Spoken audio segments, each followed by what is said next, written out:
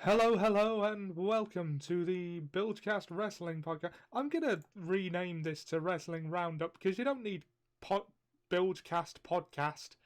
The cast in the Bilgecast implies that it is in fact a podcast. Yeah. So, ignore the image right now. Well, don't. It's the only thing you can see. But hello and welcome to the Bilgecast Wrestling Roundup with me, Ollie Johnson, and Sam Congrave. Ian is once again not with us because I am a tool and didn't stream in time for him to be available.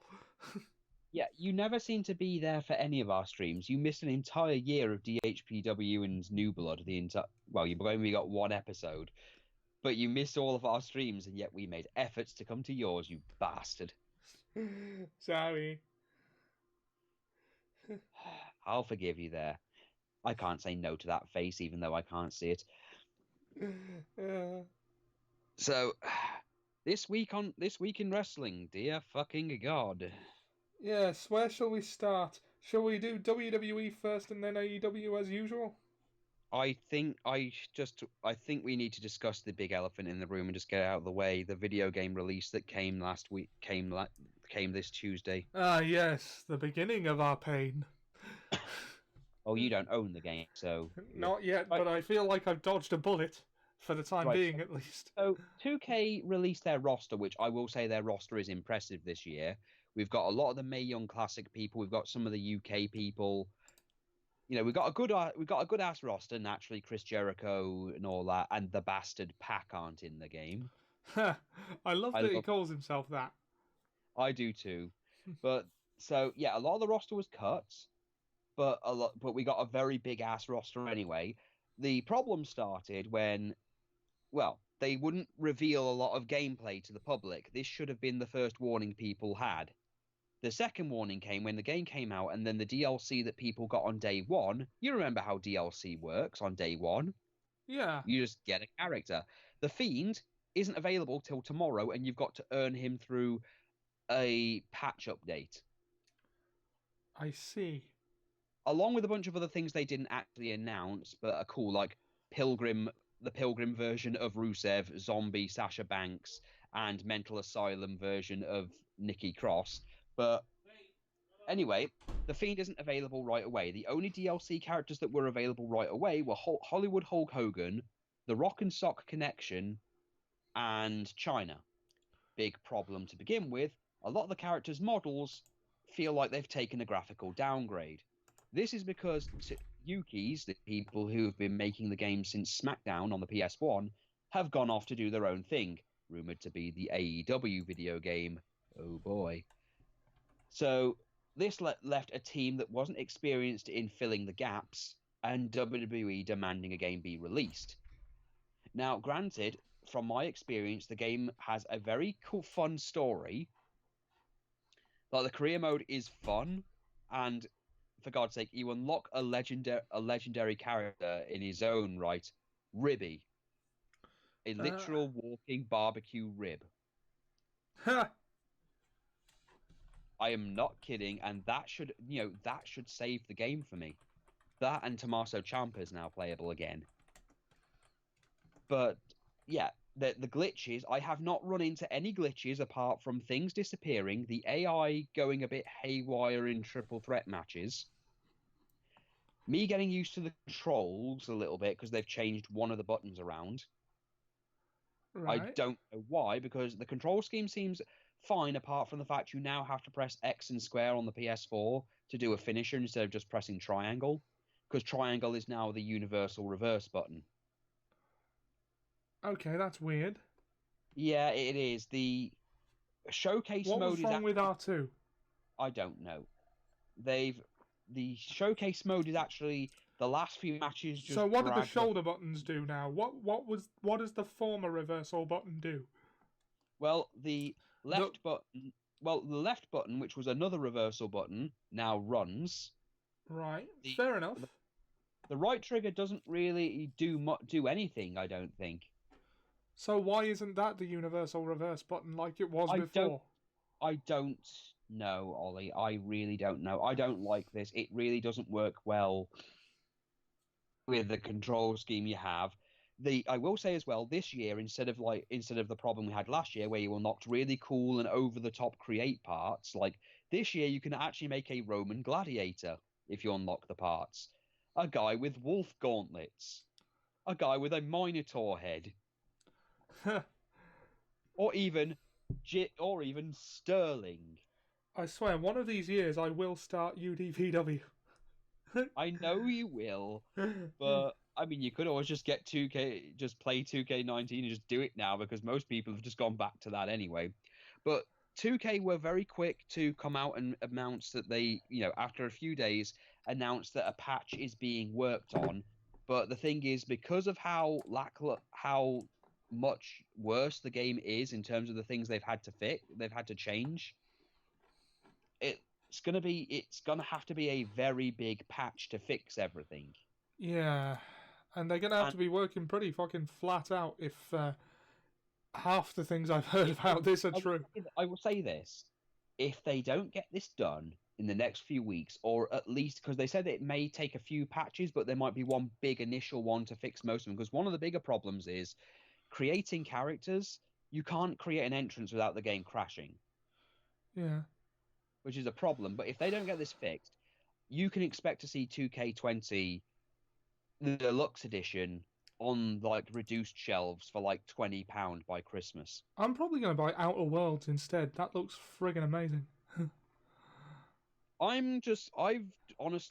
had a bit of money left over. I've just bought Digimon Hacker's Memory. Nice. Because it turns out I wanted to buy the complete edition, but it turns out I don't have a Switch and they only released it in English on the Switch. The Switch is worth getting. This pisses me off because the complete edition has all the Digimon for both games, a shared save function, and also you can change costumes. And I will quote Jim when I say that a cosmetic-free hat is worth it. Yeah. But yeah, only the UK Switch. In the UK, only the Switch version that has the complete edition, and it's a good RPG. It definitely blows Pokemon out of the fucking water.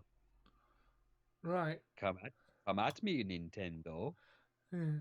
So, you have 2K20 at this point, correct? I have it, and I've been doing career mode with different characters because you unlock different things. Is there any part of this game that does work as intended?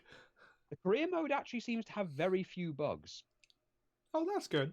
The career mode is also fucking long, as I've done 2 3-hour streams. And I've still only just got to Samoa Joe, but I don't know if you'll ever join me for it, but there is a part in the game where Samoa Joe gets a bionic hand. And I wanted you there at one point just so I could go, hey, I've got a robotic hand. And hey, wait a minute, I've got a robot hand. He's an unlockable character, by the way. There is actually Samoa Joe with a bionic hand.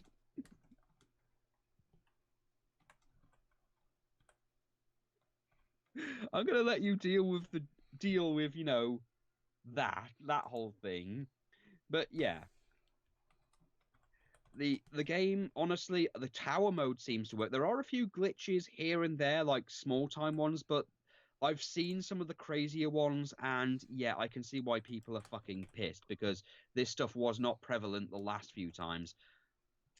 Though the career mode is fun, the stories themselves are funny, even if I do think it's cliche that you play as 2 characters. The female character is clearly the one that's determined, whereas the male character is basically a bumbling idiot, so don't try and make a serious male character is all I'll say.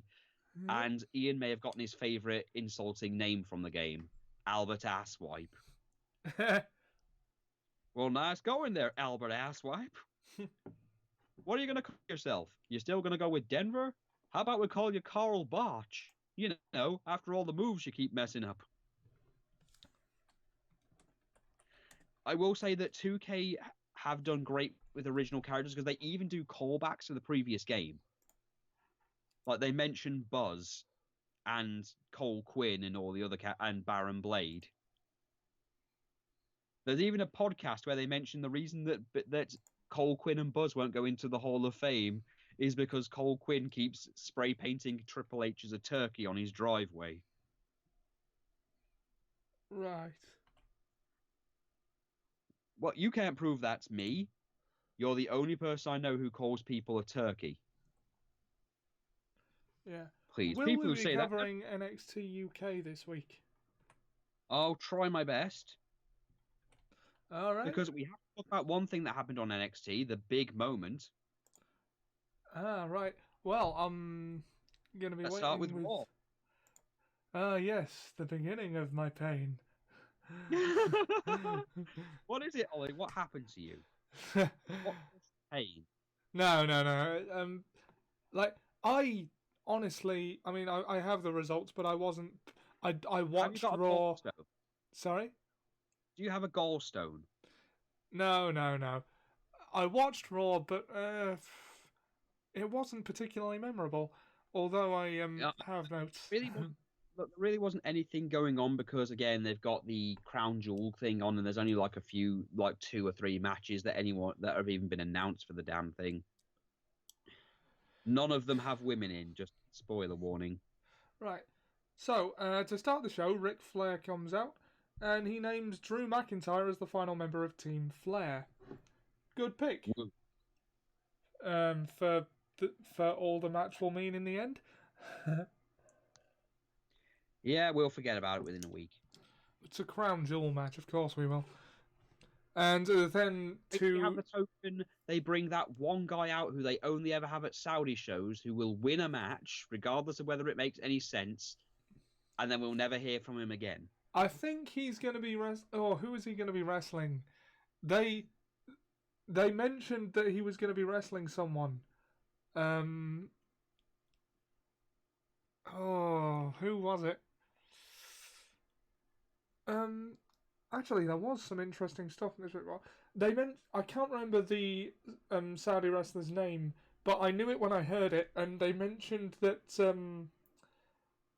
I can't remember who, but someone is going to be facing him. It may have been Ricochet because Drew McIntyre, as we know, is already at Crown Jewel.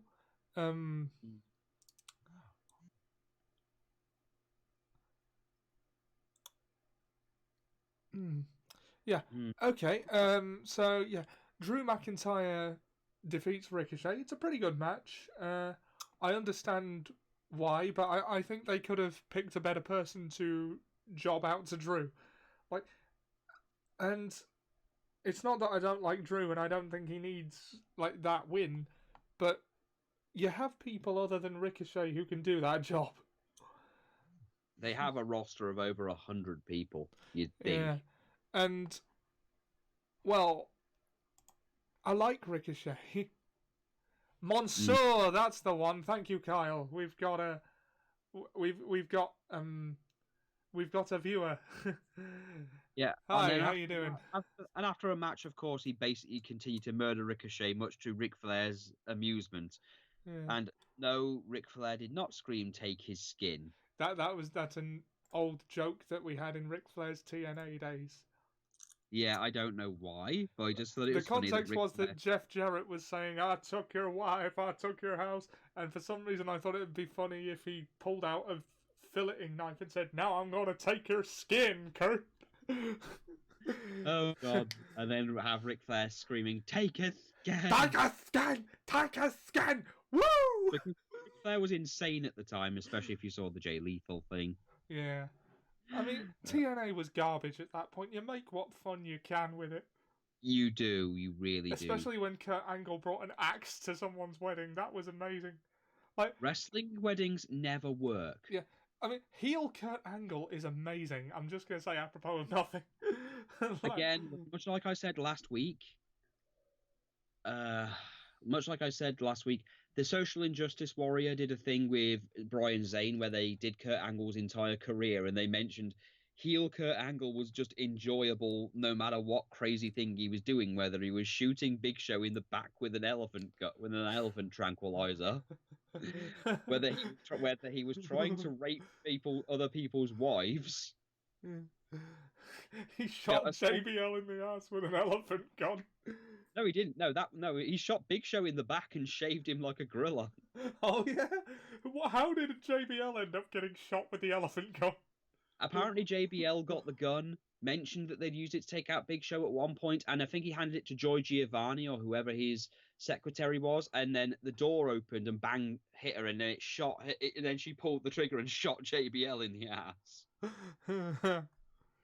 So then he started arguing with that giant inflatable dinosaur. I ain't scared of you. I know the Big Show. He eats pizza.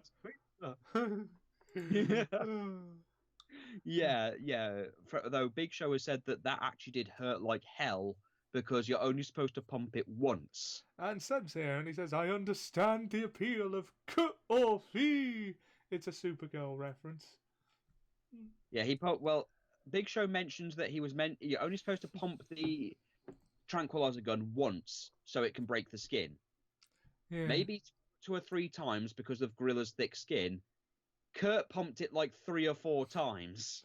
He shot, maybe more. And then shot Big Show with such force it actually did hurt. Wrestling is better than the things you like.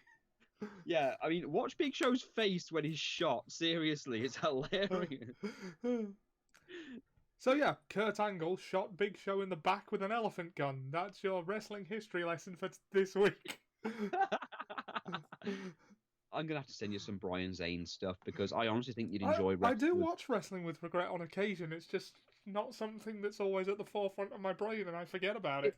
It's really something you should. I mean, if the stuff he did with Goldust, I mean, that thing turned into a thing last week, but let's get on with Raw. We've got a lot of show to get through. So Drew McIntyre defeats Ricochet. Decent match. Aleister Black defeats Jason Reynolds. Murdered a local competitor. Murdered a local jobber handily. I don't think we need to say much more about that. Aleister Black has been a beast. Dude, look at him. He's a beast. He's a beast. Rusev. The whole King's Court segment. The cuckoldry storyline that seems to have that Rusev seems to have caught from Mike Kanellis after beating him up like it was some sort of disease. Thank you for taking my joke from last week and making it a thing. I actually am glad we've got a running gag here. No, Ian, today. No, because I am a tool and didn't stream soon enough, and Ian was too tired and had to go to bed. We're going to. I've suggested 12 o'clock in the afternoon on a Sunday because it gives us time to wake up, gives us a chance to have something to eat, and then we can just digest the show. Yeah. But anyway, going back to Rusev, the clean cut, Rusev. At this point, all he needs is like a sweater vest, and he'll look like a regular nice person who's maybe so boring that's why his wife's buggered off. Yeah, and then they tell him and Kyle says, "Love wrestling with regret." Yeah, it's good. Brian is brilliant. Brian is brilliant at what he does. I love his shows. I love his recaps of classic wrestling shows. It's something I really wish I could do some of the stuff he does, to be honest.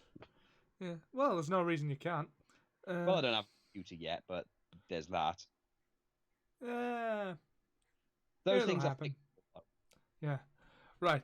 Okay. So, the King's Court segment. Rusev comes out and says, despite everything, he's still holding out hope that he can fix things with Lana. He's got so much hope. I mean, I feel bad for him. I mean, the strain this will actually put on their relationship, but Yep. But then the Titans run comes on, and Bobby Lashley and Lana are at a fancy restaurant that she's apparently always wanted to go to. Who wants to bet that it's an Applebee's? It looked a bit fancy for an Applebee's. Rusev only makes us eat potatoes. I want to eat off a plate for once. Yeah. Sorry. Look, I'm trying to make the best of a bad situation. Yeah. Why can't I pretend that Rusev is like he was in NXT, where he was just fat dad? and would headbutt boards, Fat and dad. probably does, come from, yeah. I like the whole. Oh, look how bad he is. He doesn't treat me. He just sends money to his family in Bulgaria, but he doesn't take me out to fancy restaurants. Maybe I want a McDonald's Happy Meal sometimes. I'm ad-libbing that last bit, and I'm sorry. Yeah, cool. Anyway, the upshot of that is that Rusev now knows where they are and storms off. And you know where that's going to go. Basically, Rusev crashes the restaurant, attacks Bobby Lashley, and gets arrested for assault. With Lana screaming, "Take him to jail." Oh, yeah, divorce court. Yeah, the King's divorce court is next week. Really? Well, tomorrow. Yes, they're doing the King's divorce court, which is hilarious when you consider that it's just fucking Lawler. Oh, joy. I can't wait. To quote him, sorry, but most of Jerry's segments have produced more tragedies than Shakespeare.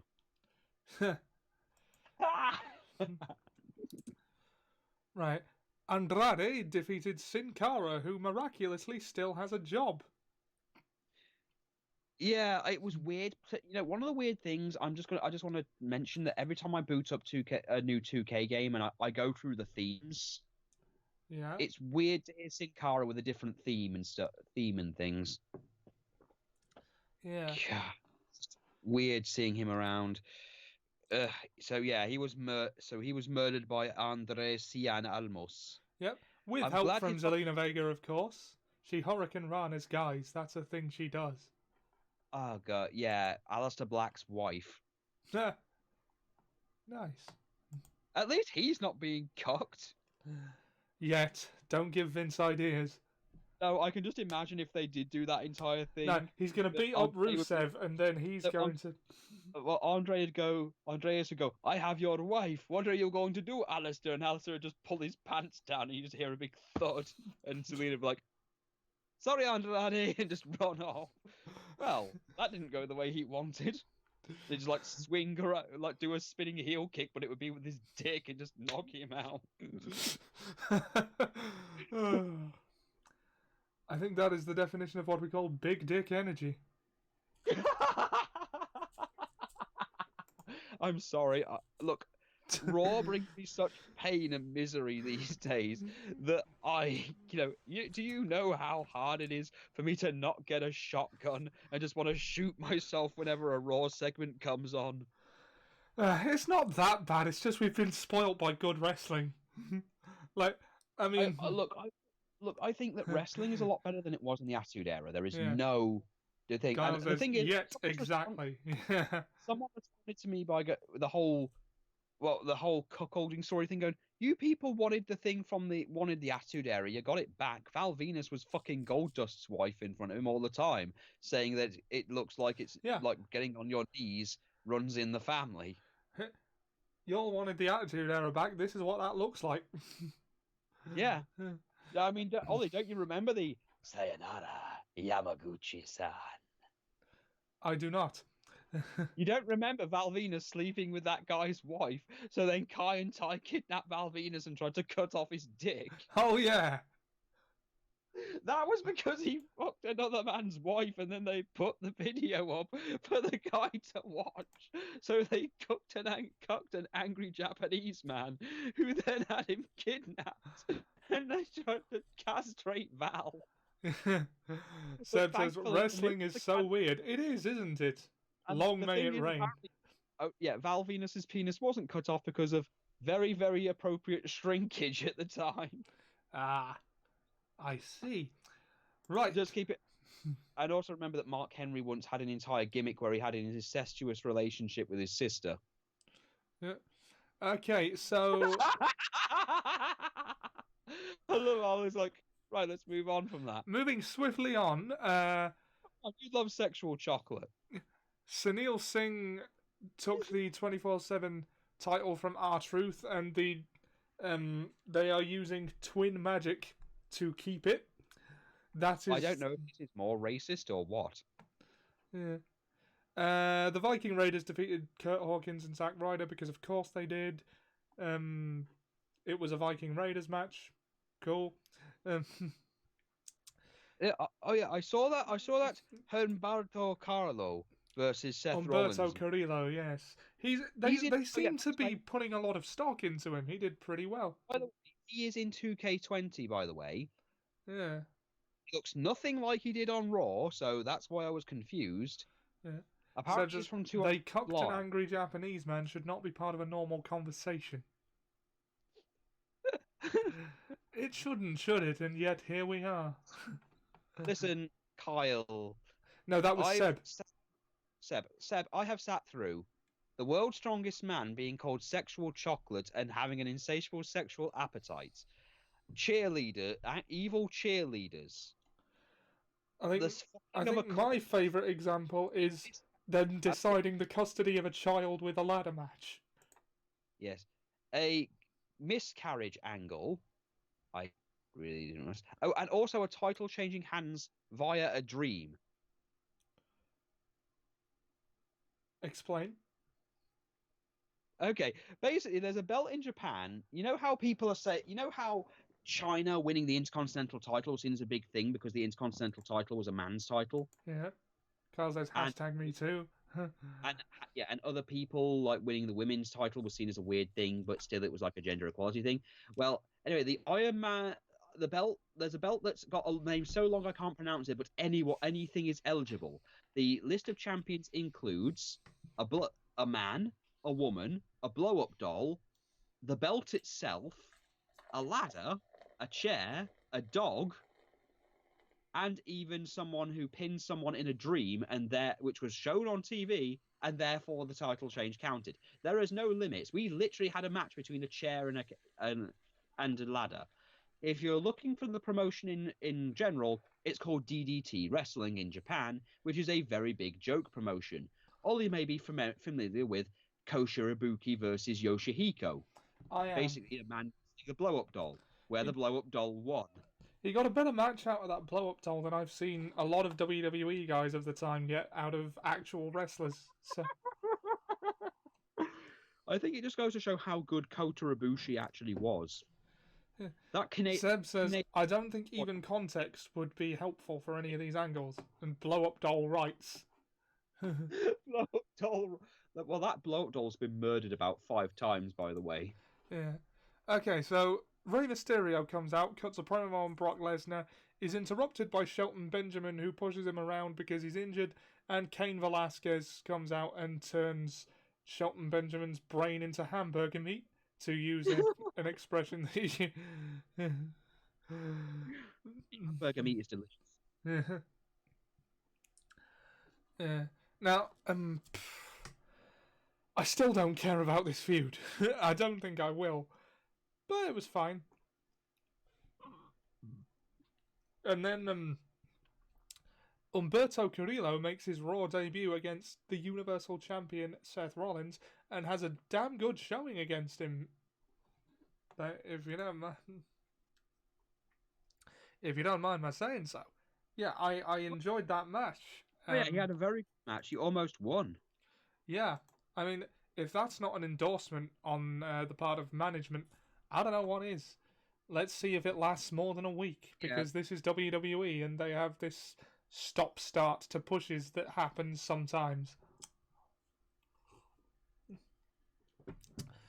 Right. So, and was there another match on Raw? Yep. The Street Profits defeated the OC. I forgot about the Street Profits. We actually got to see Thanks them to Kevin Owens, who interfered to stunner AJ Styles. Oh, God. He's gone from beating up Shane McMahon to this. To beating up AJ Styles. Like, Kevin Owens versus AJ Styles is a match I would love to see. That will be a pretty damn good match. Considering we've just seen AJ the last few weeks with the OC getting beaten up, by Braun Strowman more than anything else. Yeah. Alright, so shall we move on to Smackdown? I think we should move on to... Hold on, should we do... I should do NXT, shouldn't I? All right, yep. Lead the way, Sam. Right. Well, there was a recent. I know you don't follow the women's scene at this point, but Not for any particular reason. I just don't follow NXT in general because there's too much wrestling.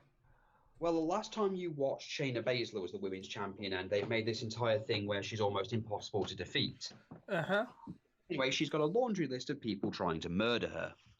Naturally. So this includes Io Shirai. Hold on. Do you want me to take this up for you? I'd like you to hold her so I can do my teeth and Pete, please. Okay. Oh, hold on, I'm just gonna hold the baby. Come here, Nicole. Right. So you've got Io Shirai, Candice LeRae, and then you've also got Rhea Ripley, who just came up from NXT UK and actually had a match with Shayna where she basically beat the fuck out of her. Right. And Bianca Belair, who at this point I'm fucking sick of seeing.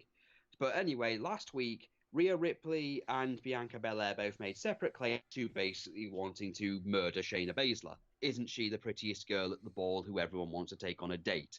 So anyway, they have their match, and despite interference from Io Shirai, who does a tiger fent kick while she's running into the ring, which I thought was awesome. Right. Kyle wants to know, how does someone watch NXT live in the UK? I don't know how you watch it live. I watch it on the network. So anyway, Rhea Ripley wins the match despite all the interference, because of course she does. Tommaso Ciampa's returned from injury, and everyone is happy. Yay! And Matt Riddle fought a guy called Cameron Grimes. Matt Riddle won, but then Cameron Grimes went after Tyler Bate. This has started something.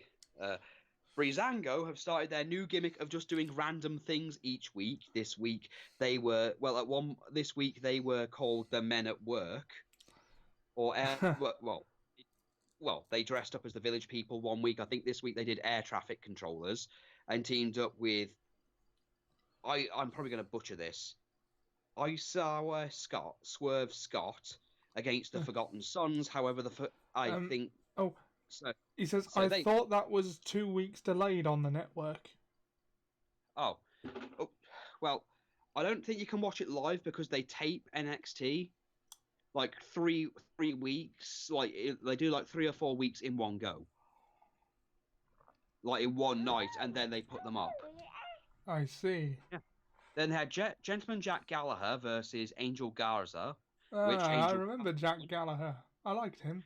Dakota Kai and Tegan Knox defeated 2 women I've never heard of, but then the Kabuki Warriors turned up on the Titantron and challenged them. So their gimmick was an obscure one-hit wonder 80s band. He's referring to Men at Work. Let's see. I believe I come from a land down under. I think that was one of them, wasn't it? Yeah.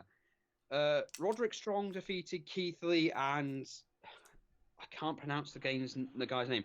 Dijakovic. I cannot pronounce that name. I'm sure if I saw it written, I'd be able to tell you. But yeah. So anyway, recently Finn Balor's been going for the Undisputed Era. Yeah. So Johnny Gargano and Tommaso Ciampa come out to pick a fight with all 4 men. Then Finn Balor comes out sporting a new tattoo. Isn't he sexy? Anyway, it looks like we're going to have a 3-on-4 fight, and then Finn kicks Johnny Gargano in the face. He then beats up Tommaso Ciampa, he leaves Tommaso Ciampa to get murdered by all 4 members of the Undisputed Era, who then watches Finn Balor basically murders Johnny Gargano and then leaves. Yeah. Jack says hello. Hello, Jack. How you doing? Hello, Jack. So, yeah, Finn Balor turned heel on Johnny Gargano and Tommaso Ciampa. Yeah. Whether he joins the Undisputed Era or whether he's doing his own thing, because the other week, he was saying how he was going to build a team to take down the Undisputed Era. Right, so I'll start a wrestling gimmick character called Devo. I'm imagining Demon Tomato Dave dressed as Ciampa. Well, even so, yeah, Finn Balor turned heel, beat up DIY, and then left them to be murdered by the Undisputed Era, who just did their hand sign and I don't know. Jack says, miserable. How is everyone? I had to sit through 4 hours of WWE programming this week, so you're in good company. NXT UK really only I didn't had have to. Nobody makes me do this. El Ligaro and Travis Banks are in a feud, it seems. Noam Dar wrestled Trent Seven. Don't think much else happened on NXT UK, to be honest. So we can move right on to the Down of Smack. Okay, right.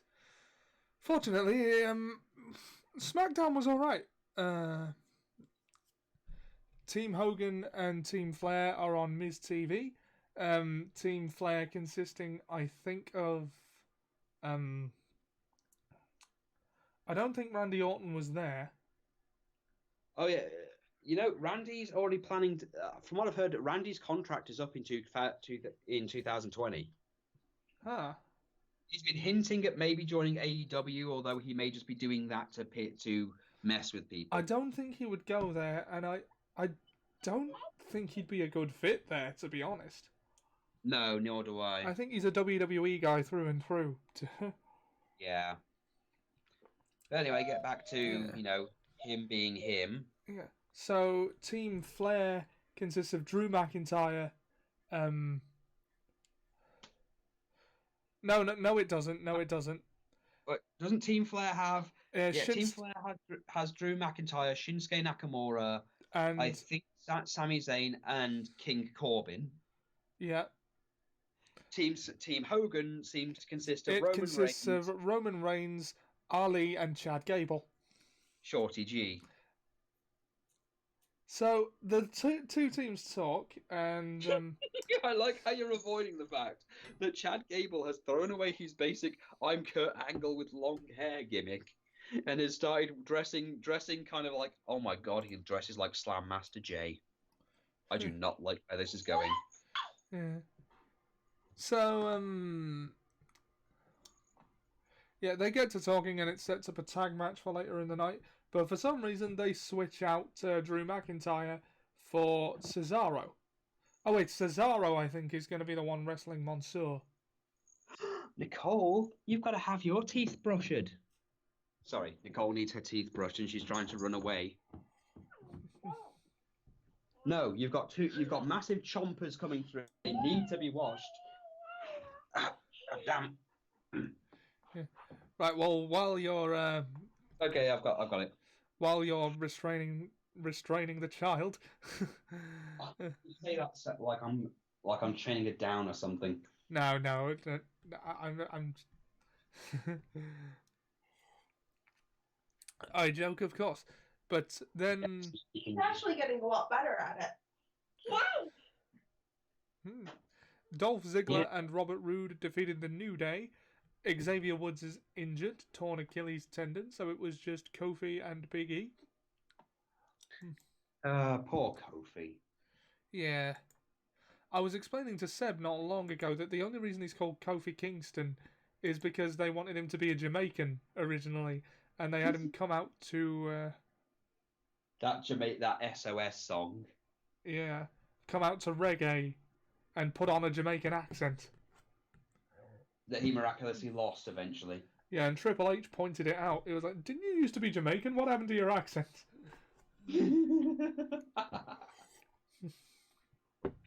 Oh, God. He's from Ghana! Yeah, remember all the terrible, terrible jokes that they'd make going, Jamaican me crazy. Yeah. That guy had Alzheimer's. What did we know? Who, what, Mike Adamley? Yeah, he actually had Alzheimer's. Ah, I see. That explains a lot of his shit decisions, behaviour, and everything else he did.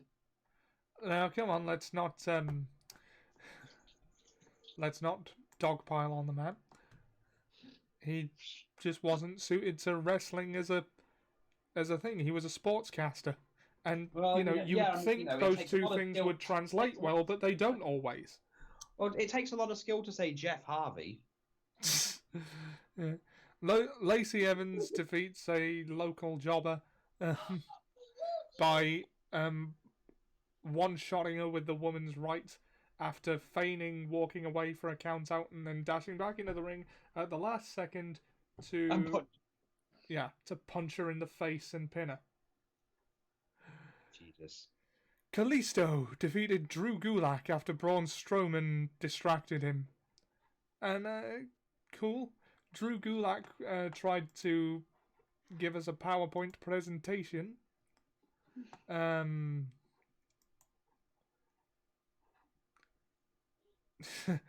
Seb says, I understand how he feels. My parents wanted me to be Jamaican too. They wanted you to be Jamaican your way out of the goddamn house and getting a job. Sorry. Jack says, Star Wars The Old Republic is now on update 6. My video on YouTube is still blocked and I don't know what to write about it. How is the family, Sam? The family, well, the family Sam, I don't know who they are, but my family, well, the family I'm around up here seem to be doing very well at this point. Nicole's teeth are coming through quite nicely. Liz is getting out a bit more. Wait, I'm going to stay down here for a little bit. She had fallen asleep, but then you laughed really loud, and she just, like, startled. Sorry, Ollie does this to me. It's fine. I was just like, yay, 9 o'clock. Well, it was closer to 9:30, but she's like knocked out. And I was like, yay! Sorry, she headbutted me. You playing up? Oh. Sam makes me laugh. My child keeps headbutting me. Your reaction has made her smile. I like how Sam blamed Ollie for making him laugh. Jack says, Seb says, I like how Sam blamed Ollie for making him laugh. And Jack says, I'm so glad. Cool. Okay, so... Well, Ollie isn't just a clown, he's the whole damn circus. Brock Lesnar tried to murder Cain Velasquez, Rey Mysterio, and his son. Oh, Dominique, it seems like only yesterday that Eddie Guerrero was fighting for custody of you. In a ladder match, yes. That's the second time we've made reference to that this week. Oh, Dominic's back. Yeah. I just always remember the I'm your papi. Yeah, he was just a little kid at the time. A little kid that Eddie Guerrero apparently shot into someone and then abandoned. Someone had to sign off on this. Someone had to sign off on this storyline. Dominic is literally the last Guerrero WWE, canonically. Yeah. It's an acquired sense of humour, I should say so. He's got more right to it than Ray has. Right. And in the main event, it is a 6-man tag between Shinsuke Nakamura, Baron Corbin, and Cesaro versus Ali, Chad Gable, and Roman Reigns. Gable. And... Sorry, Shorty G. And of course, Roman Reigns, Ali, and Chad Gable win. Don't be dissing my shorties, dog. Alright, fine. Shorty G. It's a dumb name. It is a dumb name, and I warned you. I descended from upon the heavens, and they called me mad. Yeah. Okay. Where the hell are my podcast notes? The AEW ones. There they are. They called me mad. Insane. Wendell.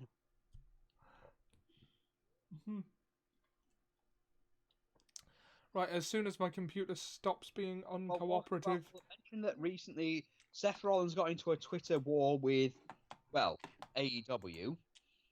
Huh? Seth made the comment that when Kenny Omega is ready to leave the minor leagues, he can start coming to WWE, and the way he talks about WWE is so drone-like, it's ridiculous. JR responded by saying that maybe one day Seth Rollins will be as over as his girlfriend. Yeah, I saw that. Shots fired.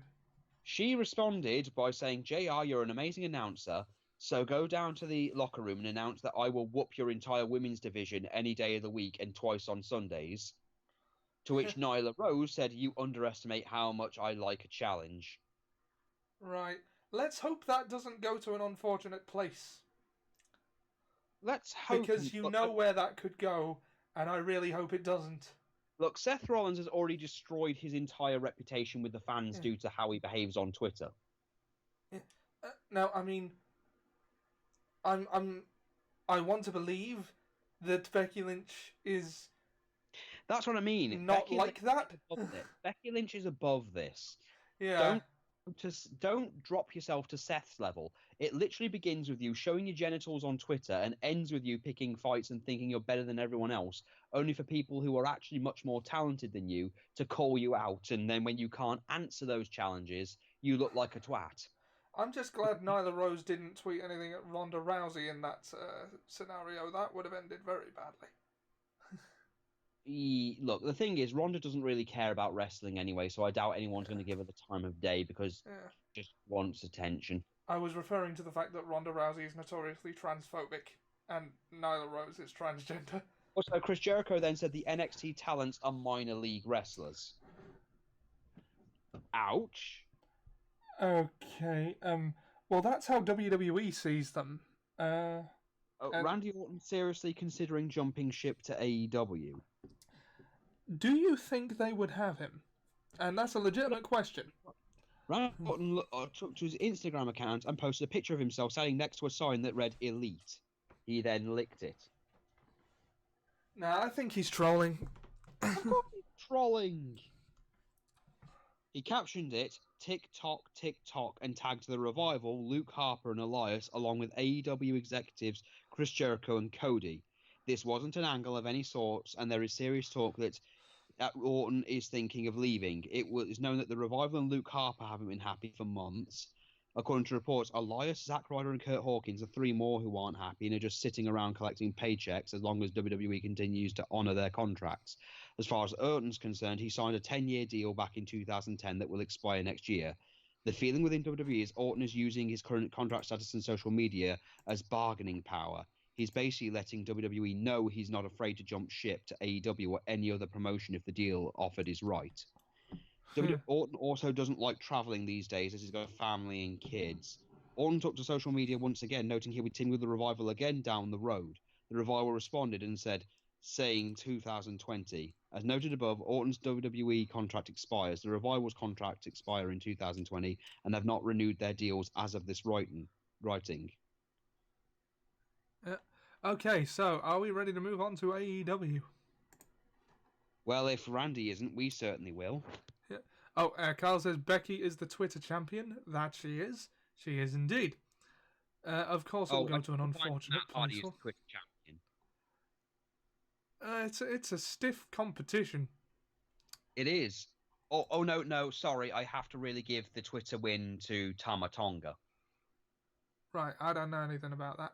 You don't need, because you do not pick a fight with Tama Tonga.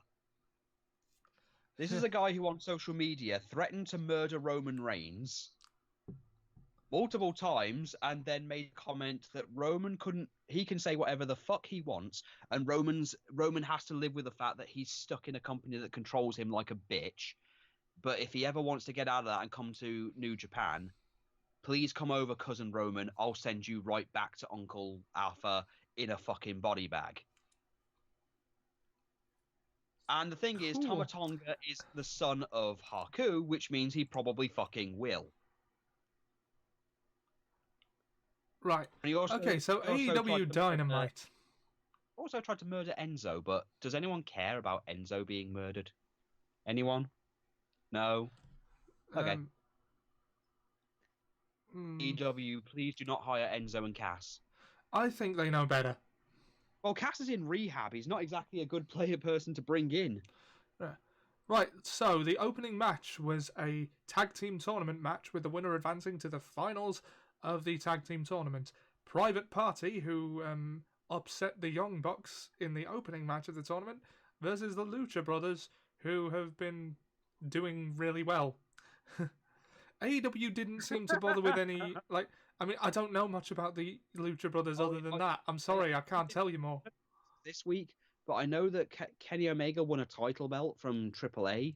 Yeah. And all Elite know about it, although, funnily enough, there's a picture of him with the belt, although if you look in the background, there's a pissing up the wall. Only Kenny Omega could have a picture taken of him having a title, and then some rando will be in the back pissing on a wall. Yeah. AEW didn't seem to bother with any opening segments, and they don't, I've noticed. They tend to go straight into the wrestling, which I approve of. I've been watching Dark, by the way, and oh my god, if this is meant to be their version of Sunday Night Heat or untelevised stuff, it's very good for it. I haven't been watching Dark. It's been slipping my mind, but I will. I watched Kenny Omega versus Joey Janela, but it was one of those matches where the win-loss record does not count for the match. Right. Kenny won anyway, not that it matters. Yeah. There was a lot of flipping around in this match, all good as far as I'm concerned. It was very athletically impressive showing.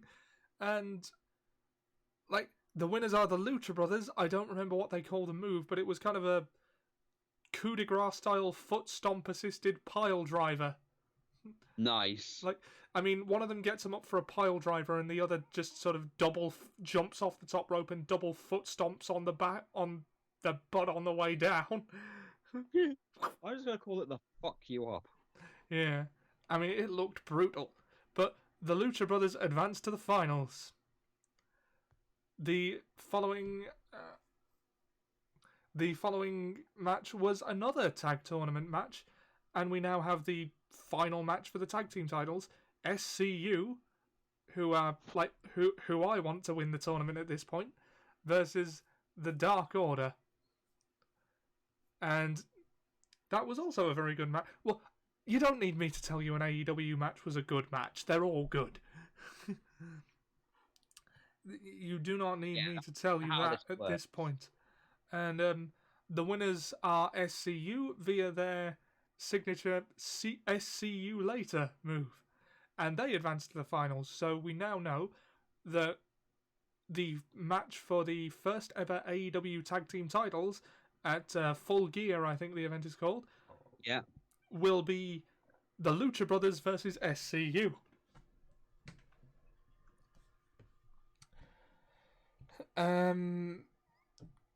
There was Joey Janela versus Kenny Omega. That match went on for a while. Eventually, Kenny Omega won via a V-trigger, I think. The V-trigger's the knee bit. Yeah. I think the one where he gets them on their shoulders, and then drops them down in that front pile driver thing is the one-winged angel. Of course it is. Nice reference. Yeah, well, all of his moves in some way are some reference to a video game of some kind. I do, never heard of them. That's because they've only been going for a few weeks.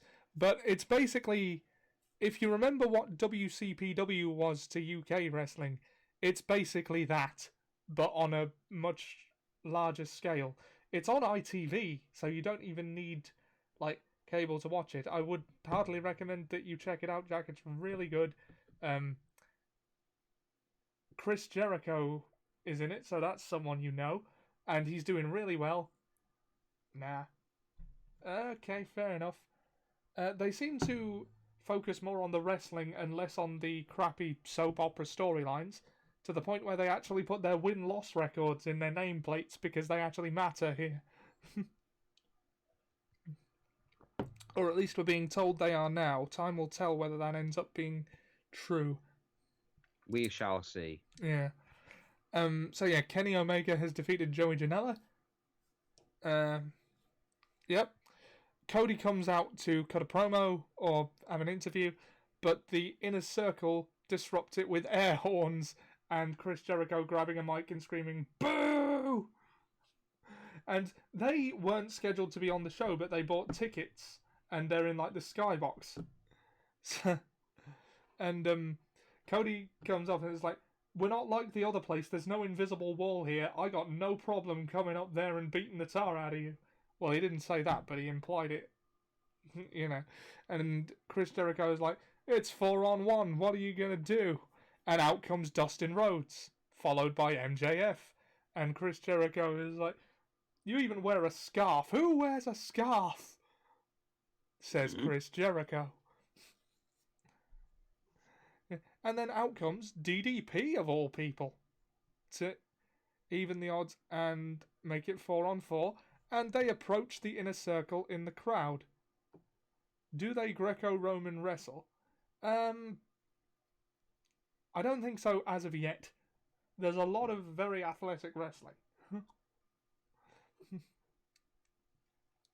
Okay. Fuck. Right. So Jericho and co retreat and lock themselves in the luxury box, as the announcer called it. Oh, by the way, there was something I forgot to mention. I think was it this week on Raw, or no, on SmackDown, when someone made like 3 separate really nerdy references.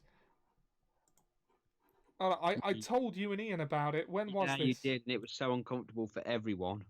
Yeah. Yeah, I'm just going to segue into it real quick before we get back to the actual content. But I don't know the name of the announcer, but there's Corey Graves, I think it was. Yeah, Corey Graves. Was it Corey Graves? Because he's sneaking in a lot of nerd references.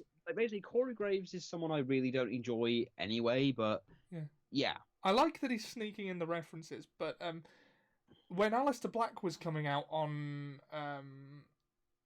would it have been Raw? I think it would have been Raw. He's on Raw, isn't he? Yeah. Yeah. He said, "What a horrible night to have a curse." Oh. I forget what match it was in, but he made the reference rolling around at the speed of sound. And during the Kevin Owens segment, he said, "Rise up, young man, and make yourself a legend," or something near that. So that was a Neon Genesis Evangelion reference. Wow. Look at him trying to be cool with the kids. Yeah. Who was this? Well, Sam says it was Corey Graves, but like the thing that I love most about that is that Vince probably has no idea. Vince does not seem to understand anything outside of his work. I was telling Seb about this. Back me up on that. Vince has no knowledge of pop culture whatsoever. Tell him about Paul Burchill. Oh, I will tell you a better one. About Razor Ramon. Oh, I did mention this as well, but yeah, confirm for me. Well, Razor Ramon, when Scott Hall was coming up with the gimmick of Razor Ramon, he based a lot of his behavior on the movie Scarface. Yeah, he calls himself the bad guy, and he says, he talks like him. Yeah, he does everything. He spits out the toothpick, he wears all the gold, he even did vignettes where he drove the cars and everything. Vince had never seen it, so he thought the whole thing was an original idea and just went with it. But he basically was Tony Montana. Yeah. He also had no idea that Pirates of the Caribbean was a thing, so when he did find out about it, he ended Paul Burchill's pirate gimmick. Yeah. It's like, I mean, I can understand not having seen these movies, but how do you exist for this long without at least knowing about them? Yeah. I mean, I can understand not having seen Pirates of the Caribbean or Scarface. Like, I have a list of films that I know about and, theoretically everyone has seen, but I haven't. I haven't worked down that in a while. Look, everyone's got a list. I've got a lot of stuff. So yeah, he is never going to catch Corey Graves out on his nerdy references. Unless it's something someone tells him about, he's not going to notice. Yeah. So yeah, back to AEW. Jericho and co retreat and lock themselves in the luxury box, and then Cody just punches through the door. Yeah. He does that thing that you've probably seen on, I think, The Simpsons at some point, where he punches through the glass door and opens it from the other side. And it's on, backstage brawl. And the security staff have to restrain them because technically they're audience members, and that is not allowed. Speaking of films, you wouldn't believe the current state between me and Star Wars 9. Something tells me I would. I'm hyped for Star Wars Episode 9. It looks good. Yeah. Anyway.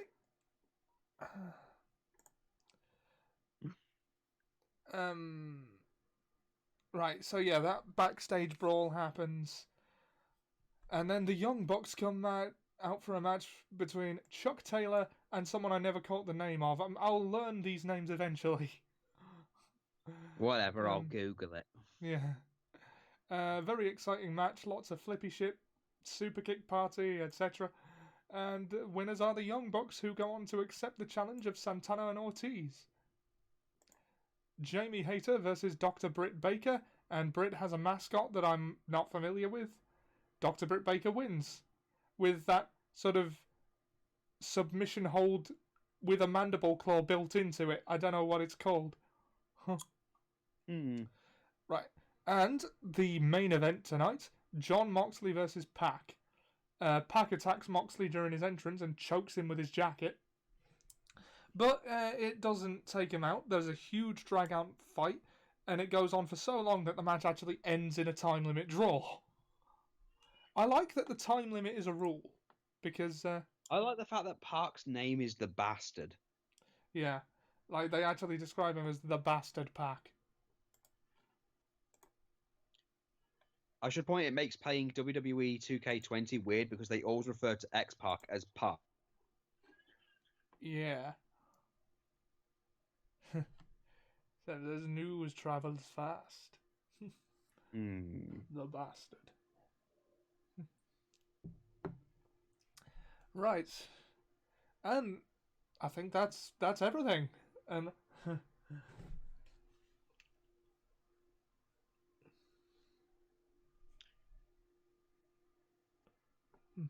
I made a conscious decision to boycott on the grounds that I didn't want to give Disney any money for the tremendous mess they've made with the franchise. And what happens? Right. So, Sam, what have you made of this week in wrestling? Well, honestly, I will say that WWE seem to have given up completely when it comes to... It's not that they've given up, I think. I mean, stuck with this... competing with AEW on the Wednesday, they seem to have just given up at this point. Because nothing they do on NXT at this point can live up to or compete with what AEW is doing. Because, again... so I'm being emotionally blackmailed into watching it. Now, how does that happen? Well, like, maybe if you watched the film that was there rather than comparing it to the one you wanted, you might not feel that way.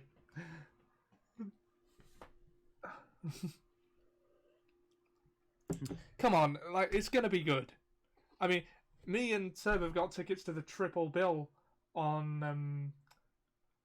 No, wait, no, we haven't yet. Have we? Sorry, my brain's running away from me. There's a cinema doing a triple bill of the sequel trilogy, and I would totally go to that.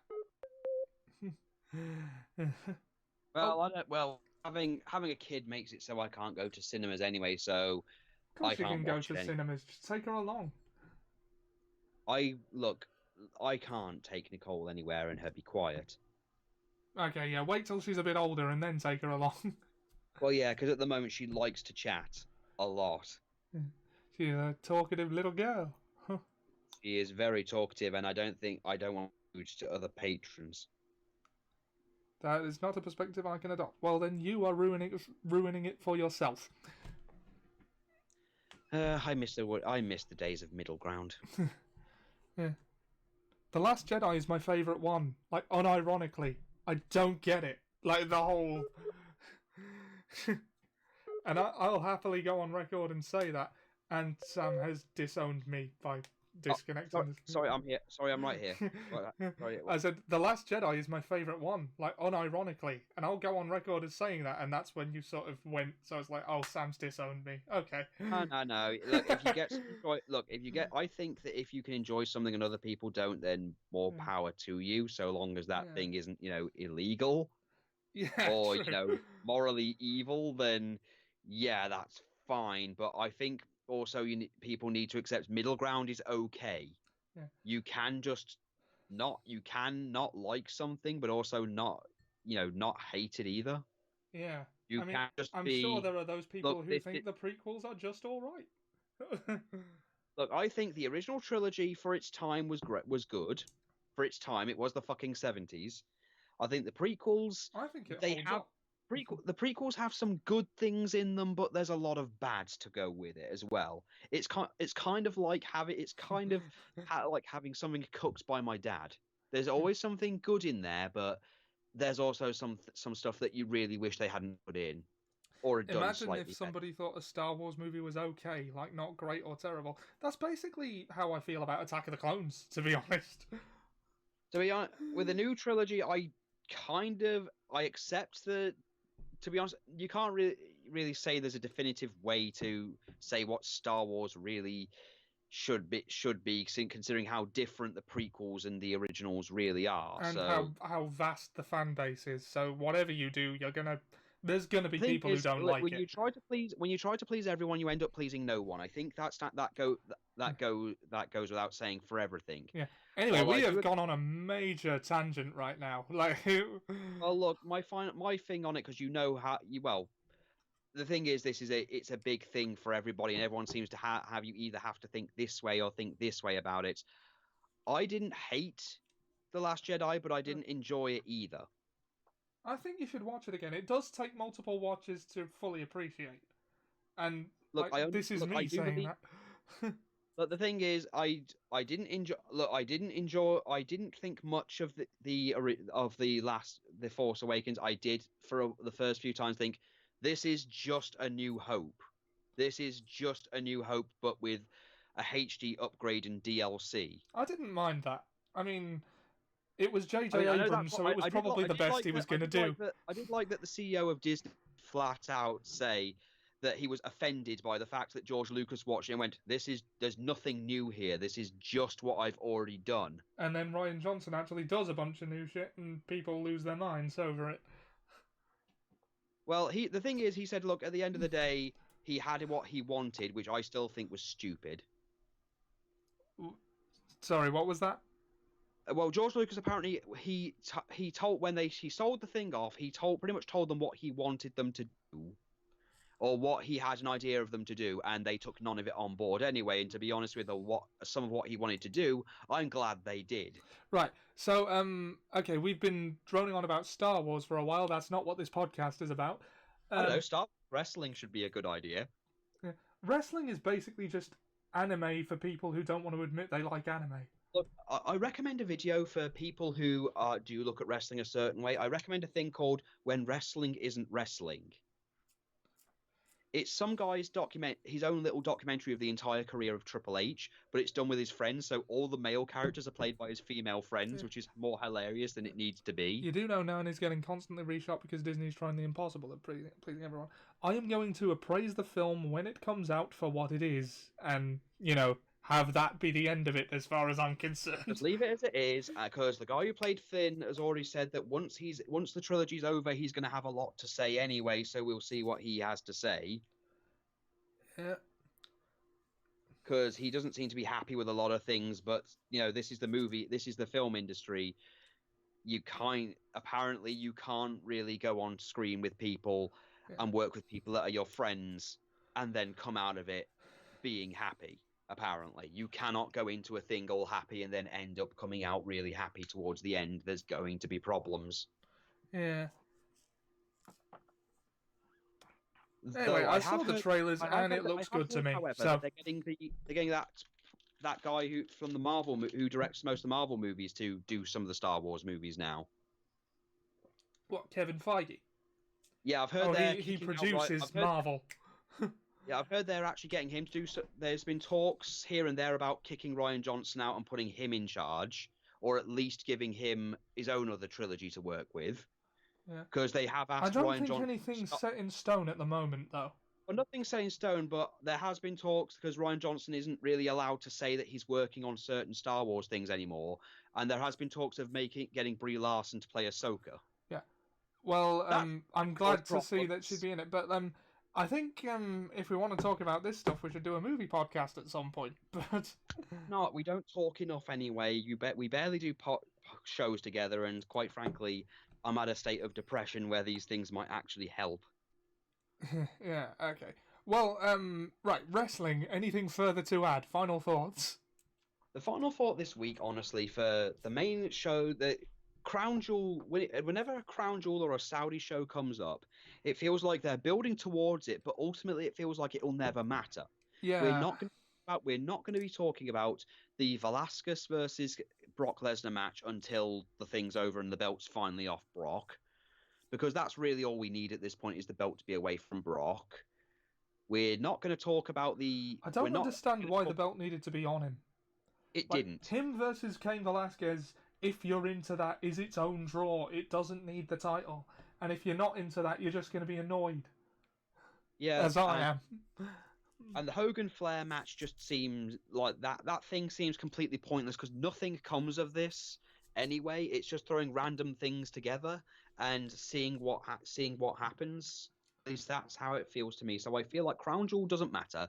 Nothing that happens in the women's division at this point matters because, again, did you notice that there wasn't really much focus on the women's titles on Raw and SmackDown, mainly because they can't go to Saudi Arabia because as much as they try and say it's progressive, it really isn't. Yeah.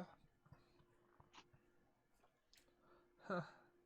I mean, hell, Sami Zayn can't even go to Saudi Arabia, so we know he's not going to be a factor. Let's mention the good news. Ali has mentioned that he's donating any money he makes from Crown Jewel to charity, which... At least we won't get another Goldberg-Undertaker style match, hopefully.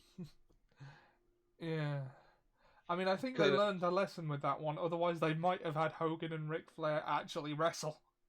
Hogan can't do anything anymore. He is actually at that point where even the leg drop doesn't work anymore. He can't do that anymore. Flair really only wrestled outside of WWE, and I think WWE are intent on keeping him that way. But then again, it didn't stop Shawn Michaels. Yeah. So there has been talks. There is a rumor of a DIY versus DX match. I see.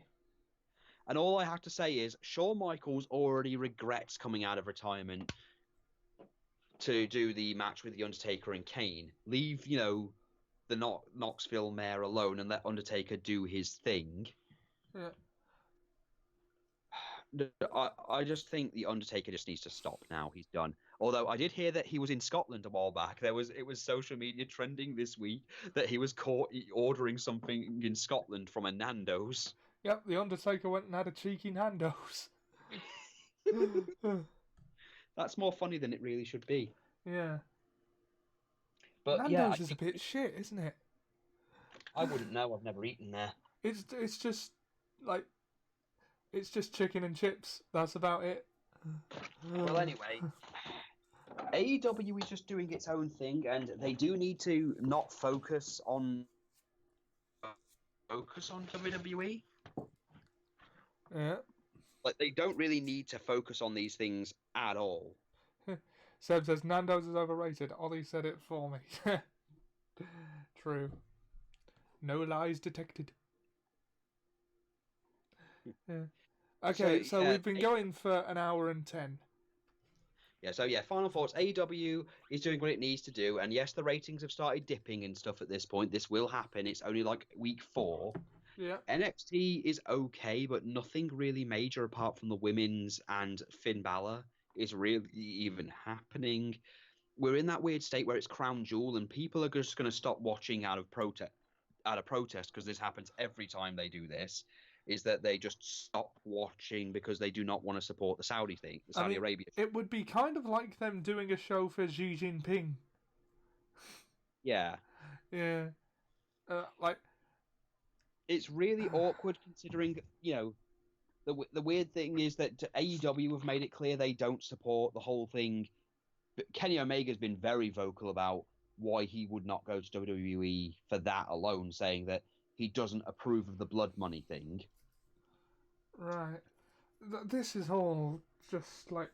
I mean, I was on the point of cancelling my network subscription come last time, because it's like, why am I giving this company money?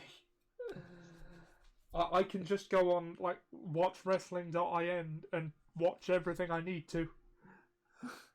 The thing with WWE in general is that they rely solely on the fact that we are, creatures of habit. Well, yeah, we're creatures of habit, and the thing is, it's kind of like living in a domestic abuse relationship, really. I have many times heard wrestling fandom likened to that. we do just keep coming back, and the thing is, they know we'll come back. I mean, the joke has always been made whenever someone says, I'm no longer, the whole threat of I'm just going to stop watching doesn't matter to them because they are so attuned to going, you'll come back, you'll crawl back, you always will. Here's the thing. Now that AEW exists and there is an alternative, they might actually stop watching. It will take time. It might not even happen over a few weeks or months. It may take years. Yeah. Maybe a few years, because it did not take long for WCW to go. Keep in mind, it only took from 1996 all the way to 2000 for everything to go to shit.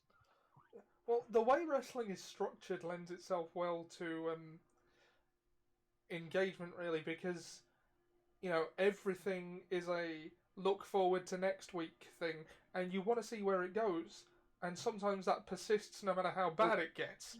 As they said in the video I was talking about, when wrestling isn't wrestling, they said the thing with wrestling is it's got no end. It is an ongoing story, and the thing is, you may follow Triple H's story, but the thing is, he's one part of it, and the story has been going on from before he turned up and will continue years after he's gone. The product, all WWE really is it isn't a wrestling show. It's a show about wrestling. Yeah. Really, that's all it is. That's all it is. And WWE never truly ends. It may not be the thing it was years ago. I mean, wrestling now isn't even the thing it was 10 years ago. Yeah. But the clamoring for I keep thinking to people who say, oh, you want the Attitude Era back. And do you really want that back? Because I can honestly say you moan about how the wrestling is great. Now, the wrestling back in the Attitude Era was fucking awful. Yeah, people tend to forget the bad stuff in the past, don't they? Look, people look at the Attitude Era with rose-tinted glasses. I mean, again, I'll probably link you to a Wrestling with Regret video where he talks about the Attitude Era and mentions, look, for every Rock and Austin, we got stupid things like the Brawl for All or Kennel from Hell. The Kennel from Hell, yes, that's one of them. Sable, all the sexism, the double standards, the abuse storyline with Meat, the first miscarriage angle, Vince Russo at his worst. We had to sit through tons of crap just to get the good things. Yeah. Right, so, my final thoughts. Raw was a bit meh. SmackDown was alright, but I am not good enough to keep my attention for 2 hours. AEW was at least really good wrestling. And for now, that's enough. But they are going to have to develop storylines eventually. But we're only a few weeks in, so let's see where this goes. The thing is, again, it's only the 4th week, so we'll see how it goes. Yeah. All right. I think that's a good place. I think this is an okay place to leave it all. Yep. We've got about nearly 20 minutes over the hour, but well, it's my show. I can do what I want. Yes, Vince. Yeah. Right. So, right. Sam, can you plug yourself? You can find me on Murasaki's Pit on YouTube, where I will be currently doing the 2K20 story mode when I get the time. And depending on how I'm feeling and what I have around, I may do a Halloween stream. Cool. You can find our friend Ian at Within the Grey Walls, where he is perpetually struggling with the Spider-Man DLC and some classic Sega games. And you can find me on a t-shirt right here, and also Ollie Johnson on Twitch, where I'll probably be doing some horror streams over the next few days. And the stream archive is under Ollie Games. So, thanks everyone for listening, and we will see you next week. All right, I will see you all soon. Bye. Bye.